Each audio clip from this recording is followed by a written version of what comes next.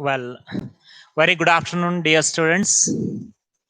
Uh, Today we are with a new poem, One More Water, by Chalpalli Swaruparani. Right? So, good news is that very soon we are going to see one another in the real classes. Right? By first, we are starting the class.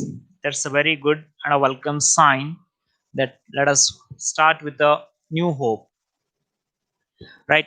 So the present poem, leaving all that, let us come to the poem. The present poem by Chalpalli Swaruparani. So this poem is all about Dalit issues, right? How the untouchability prevailed in the society in those days, and what was the situation, recalling that, and the role of water that has been played in those days has been depicted in this poem, Chalpalli Swaruparani Water. Right? So now Chalpalli Swaruparani, she was born in the year 1968. She is born in the year 1968 and began writing. Let us see something about Chalpalli Swaruparani, C.S. Rani. Let us call in short. Began writing about her experiences. She moved from personal to the social and attained confidence and clarity. So she started to write the poems. She started to pen down the poems from her personal and had attained to the social issues and with much more clarity. What the things she would like to focus or show or to convey to the people through her poems is very clear cut. There was not obscure in her poetry, but there is a clear picture of the society. What she had witnessed, the personally what she had witnessed, she tried to present it in the poem. Her mature poetry consciously deals with issues of gender and caste. So her poems mainly focused on caste problem, caste issues, and gender issues. That's male and female. She is feminist by nature, and she supported Dalit Sahitya, right? So present one is also that shows the atrocity against Dalits. Neeli Megalu are her some of the works, right? And the present poem was is being translated to English by Uma Brugabanda. Teachers, and let us have the introduction of Uma Brugabanda.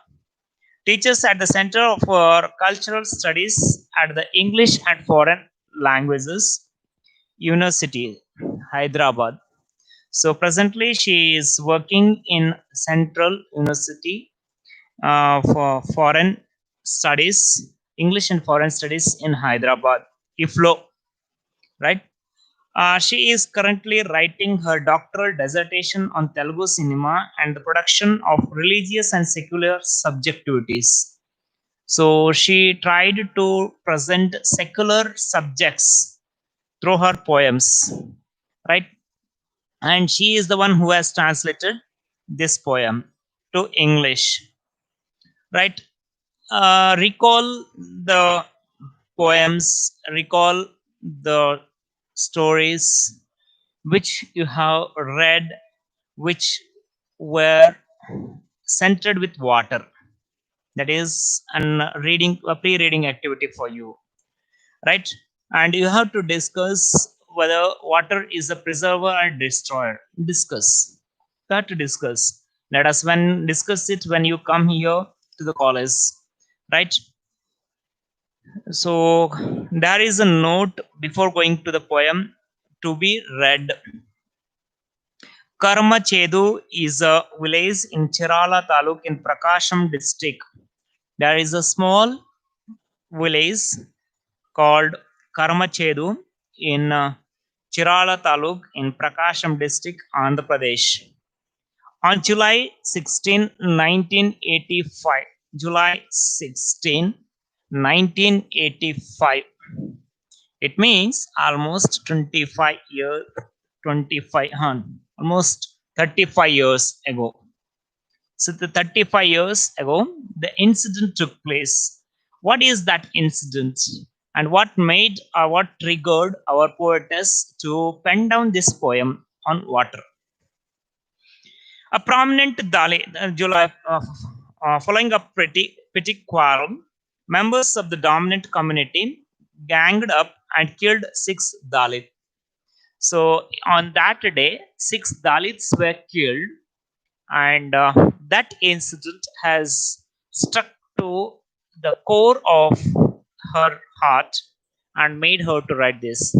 In that incident, there was a quarrel for water, and that had triggered uh, uh, the upper community people have killed six Dalits. This is how Padmarao, a prominent Dalit writer and activist, describes the incident. Two youth were washing dirty buckets. The incident is all this.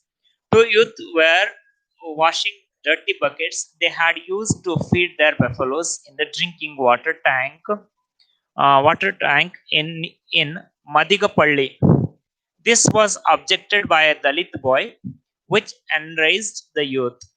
They were about to beat up the boy when Munangi Swartha, a Dalit woman who had come to the tank to collect water, tried to protect the boy from the attack. She lifted the vessel she was carrying to ward off the hunters.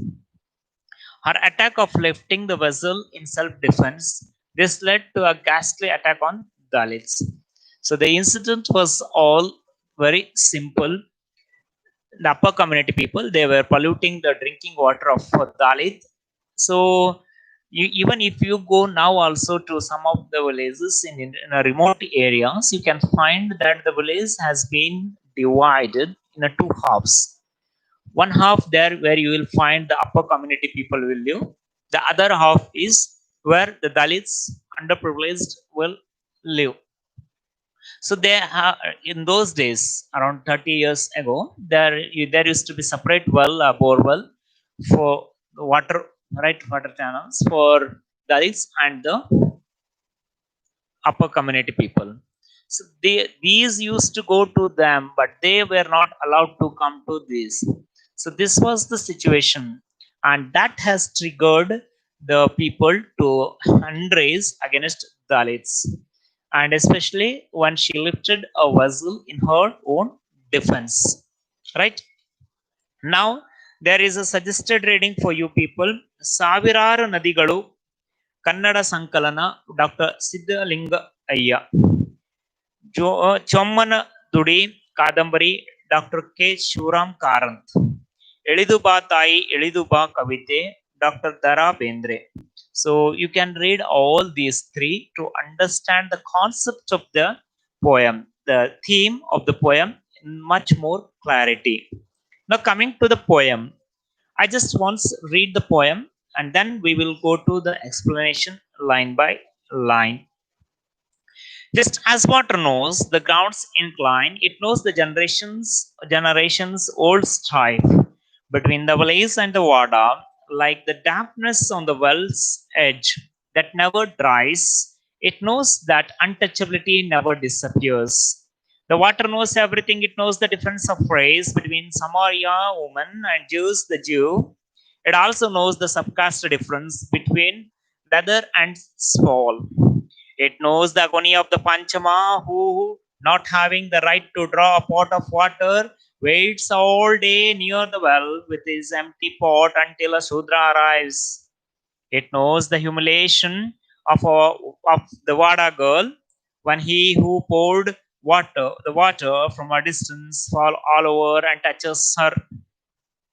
It knows the righteous race of Karmachedu Swartma, who opposed the Kama landlords with her water pot when they asked her not to pollute the pond water. The water is witness to centuries of social injustice. When I see water, I remember how my Vada, which would thirst all day for a glass of water. For us, water is not simply H2O. For us, water is mighty movement. It is Mahat struggle at Chandar tank, a single drop. A single drop of water embodies tears shed over several generations. In the many battle we fought for a single drop of water, our blood flowed like streams, but we never managed to win even a small puddle of water. When I see water, I remember how we welcomed our weekly bath as if it was a wondrous festival. While the entire village bathed luxuriously twice a day, when I see water, I remember my childhood when we walked miles to reach the big canal and carried back heavy pots with the muscles and veins on our necks straining, bursting. I remember its thatched roofs aflame, the Malapalli burning to ashes for want of a pot of water. Water is not a simple thing; it can give life, but it can also devour lives. Well, the water that refused to quench path throats parched roads become the killer tsunami wave that salutes whole village after village. The poor are but to playthings in its vicious hands. Often it turns villages into dry deserts, and sometimes it drowns them in floods. Between the village and the Wada, between one state and the other, this water can ignite many struggles and strife. It can make blood run in streams, but it can also sit innocently in a Bisleri bottle. This water from our village well that forces us to do many a circus feet. Now slowly, superstitiously dances its way into the Pepsi Man's bottle. With its new name, mineral water, it takes to the sky. It raises a storm. Now water is no mean matter. It's a multinational market commodity. As they say, water is omniscient. It contains the world. So let us go to the poem explanation. Right? You can see here the image uh, that is published here, printed here at the beginning of the poem, is that a man is drinking water, and water is being dropped from a pot from a little distance. So this was what the situation in India, right? Now it is, now you cannot see such things, and these are not uh, in real existence. But once it was all. Now let us go to the poem. Just as the water knows the grounds incline, it knows the generations old strife, struggle. So, what the poetess says, as water knows the grounds incline, it also knows the generations. It is the struggle is not of one generation or two generation. It is from the ages that the people had been divided in a caste system. So Dalits and upper community, non-Dalits, this struggle was always there. And what have we fought? We fought only for water. And this water knows that the generations struggle, strive. It knows the generations old strife, as it knows where to flow in a slope area, downward area. Similarly, it also knows the strife between the two people, between the village and the Wada. Wada means the area where Dalits live, right? Separate place, a secured place for the Dalit people. So that is Wada. So it knows the difference between the village and the Wada, like the dampness on the well's edge that never dries. The dampness, the wetness, as dampness, that wetness at the village edge. Similarly, it knows the water, it never dries. It knows that untouchability never disappears. What water knows? Water is the only commodity that knows that untouchability is not going to disappear from this world. The water knows everything. It knows the difference of race between Samaria woman and Jews, the Jew. It knows the difference of Samaria and the Jews. It also knows the subcaste difference between leather and small. So it knows the subcaste difference, the caste difference and subcaste difference. Leather Madiga, that is the one who make cobbler community, and Swole, that is one who makes cloth, the weaver community. So it knows the difference between these two communities as well. It knows the agony. It knows agony. Agony means pain. So it knows the pain of one community and other. It knows the agony of Panchama. Panchama means Dalit. So Panchama means Dalit. It knows the pain of Dalit, right? It knows the agony of Panchama, who not having the right to draw a pot of water, waits all day near the well with his empty pot until a Shudra arrives.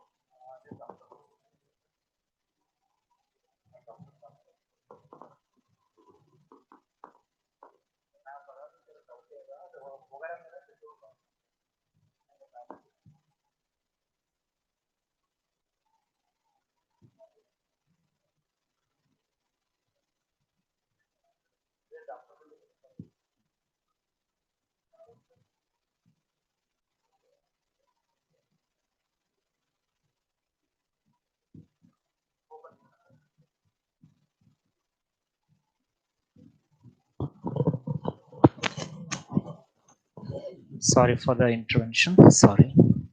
Ah. It knows the pain, agony of Panchamas, Dalits. Right? Next.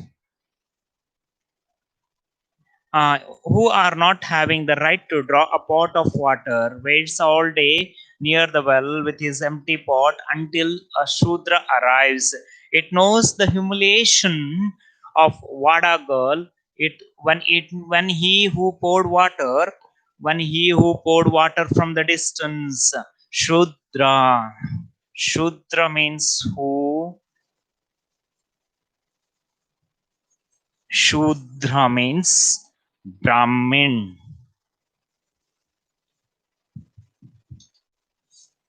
Or upper community people, you can say. So the Panchama has to wait at the edge, at the well, so that the Shudra comes and pours water. It means they were not allowed to touch the well. So Shudra was always there. Then Shudra, it knows the humiliation of the Vada girl when he who poured water from a distance falls all over and touches her. It knows the righteous rays of Karma Chedus Varthama, who opposed Kama landlords with her water pot when they asked her not to pollute the pond water. When they asked her not to pollute pond water, she is one who had opposed. The water is a witness to centuries of social injustice. Right. So it is water knows the injustice of centuries. It is not one or twice. It is from the ages, from the centuries. It knows that how they were in there, the injustice was prevailing in the society. The Dalits were not allowed, right? When I see water, I remember how my Vada, which would thirst all day for a glass of water. When I see, it means she is saying, whenever I see water, I remember all the pain, all those days that I had experienced, the painful days that all come to my inward eyes, right? When I see water, I remember how my Vada, which would thirst all day for a glass of water. So whenever I see water now, I just recall how my Vada, that's the Dalits, suffered for a glass of water. For a third, when they were parched, that's the dry throat. When they were in need of water or for a glass of water, they have suffered. They did not manage to get a drinking water, potable water. For us, water is not simply H2O. For us, water is a mighty movement. For us means whom? Dalits. For Dalits, water is not simply H2O. It is a mighty movement. It is a big movement for them. It is Mahad struggle at the Chandar tank. A single drop of water embodies tears shed over several generations. So it is, she is recalling one incident, that is at the Chandar tank. A single drop of water embodies tears shed over several generations. So it is of one out of one generation from several generations, that how the single drop of water embodies, that is what it is. In the many battle we fought for a single drop of water, our blood flowed like streams, but we never managed to win even a small puddle of water. She says that we fought for the generations, we have shed blood, we flowed our blood like one river, but we couldn't win the battle of this class struggle, caste struggle. We couldn't win a small pot of water. So this is what that the poetess is trying to tell. Very painful agony, right? She has a lot of concern with the things that had happened with her or her community. So she is of all that she is recalling here as an first hand narration. She had witnessed everything in the society, the discrimination on the grounds of caste is really a pathetic and a very painful, that she is trying to bring here in this poem, line by line, right from the beginning. She is saying that we people have been marginalized in the village. We had a separate place of living, which is called as Vada.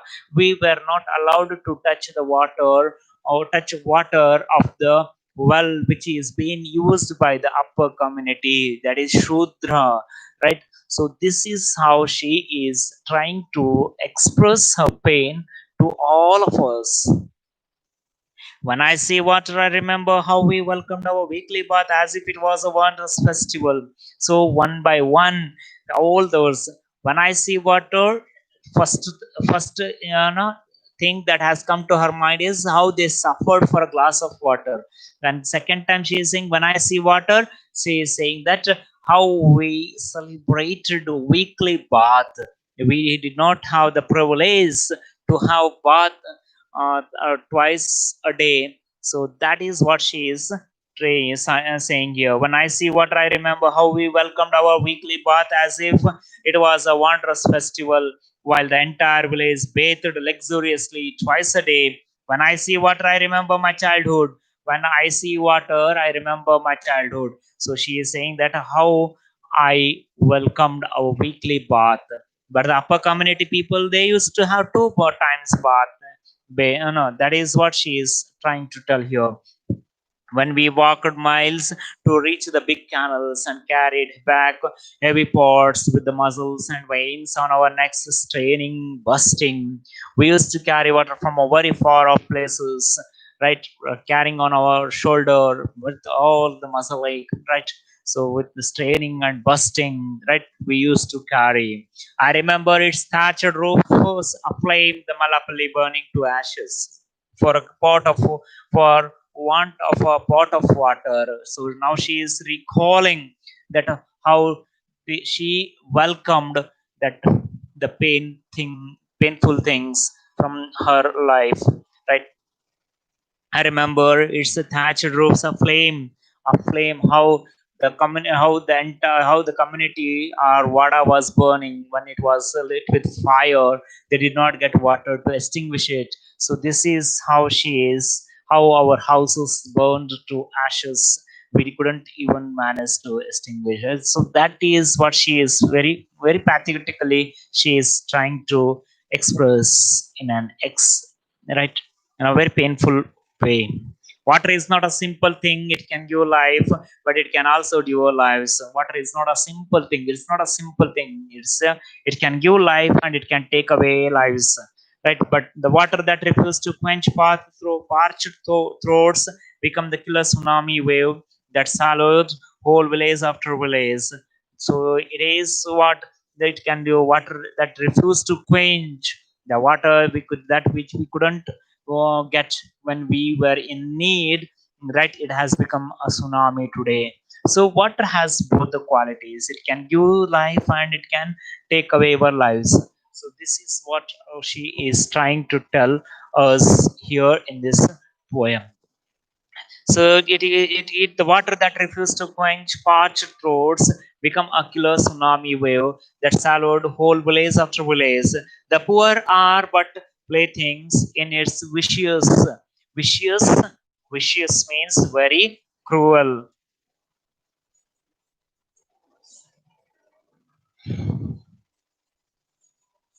Is very cruel. His vicious hands often it turns villages into dry deserts, and sometimes it drowns them in floods. Sometime it becomes a killer tsunami, and sometimes it brings floods.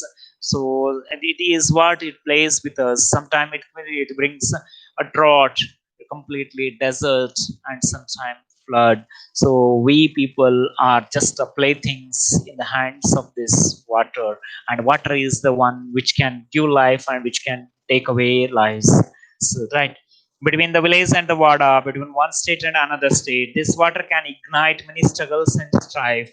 So not only between village and water, between one state and another state, like as we are fighting for Kaveri water, right? So between our state and Telangana, Tamil Nadu, how we people are struggling, fighting. How we Goa and we people and Maharashtra people are fighting for water. So this water is not a simple one. It can it can ignite struggle and strife between one state and between one state and another state, between village and the water. It can take it can make blood run in streams, but it can also sit innocently in a Bisleri bottle. It can make blood run in streams. It will make the blood to run in streams, but it can also sit innocently. It can also sit innocently in a Bisleri bottle. In Bisleri bottle, it can sit innocently, and it can take away the blood. It can make blood run in streams. Next, this water from our village well that forces us to do many a circus feat now slowly, superstitiously dances its way into the Pepsi Man's bottle. Now, the water that from our village well that forces that the water that made us to do so many circus, so many things, it had made us to fight. Now, slowly and superstitiously, that is slowly and silently, it's sitting in a Bisleri bottle as if it has not done anything, as if it is very innocently, it is sitting in a water bottle, and it has become dances its ways into the Pepsi Man's bottle with its new name, mineral water. So now it has gained a new name, that is a mineral water, and it takes to the skies, it raises a storm. It is now it has become very it takes to the skies, it means very costly or very dearer. Distillery water is very dearer. For a common man, it's difficult, and it raises a storm, or sometimes it brings storms, flood, tsunami, and sometimes it becomes very costlier and dearer. For now water is no mean matter. Now water is not a simple mean matter. It's a multinational commodity, market commodity. It has become a multinational market commodity. As they say, water is omniscient, which is one of the qualities of God. What are the three qualities of God? Right?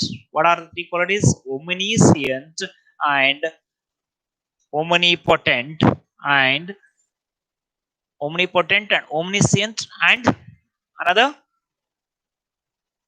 one more. Omnipotent, omniscient, and what? Omniscient means the one who can see everything, right? So he is the one, that the quality is one of the qualities of God, that he is the one who can see, like that water knows everything. It has seen everything, right?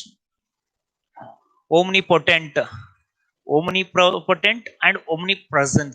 Omnipresent means everywhere. The three qualities of God: the one who can see everything, the one who has possessed everything, and the one who is present everywhere. So out of the three qualities of God, one is attributed to water, that is omniscient. Water knows everything, and it has seen all the things, the ups and downs, what the society has faced because of water. How Dalits were refused to get water, to get water on their own, right? How they were marginalized, how they were kept as an underprivileged. They were not allowed to touch water. How they suffered for a glass of water, from where, how they carried water from a far off places. And then what she is saying that now it has become a multinational commodity, market commodity. Now it is gaining a new name, that is mineral water, filter water. So it has become very dearer, very costlier, and sometimes it creates tsunami, sometimes it brings flood, sometimes it brings drought, complete desert-like situation.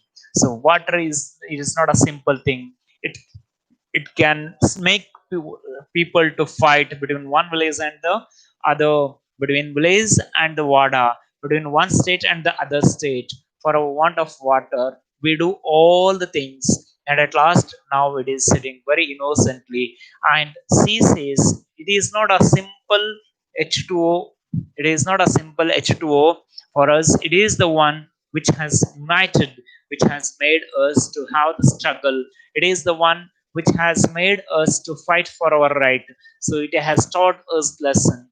It is not an ordinary thing. It is not a mean matter. It is the one which has made us to raise the voice against all the atrocities that had happened in the history. It is the one which has made us to stand and stay and fight for our rights. So this is what the poetess wanted to tell to us through her poem Water. Right? I think by the next class you will be here in the college, and that time we will have a one-to-one class directly here in a real sense. So be prepared mentally to come to the college by first onwards, and it's a very good and a welcome sign that we are going to see after a long, long time. Thank you. Till then, take care. Be happy.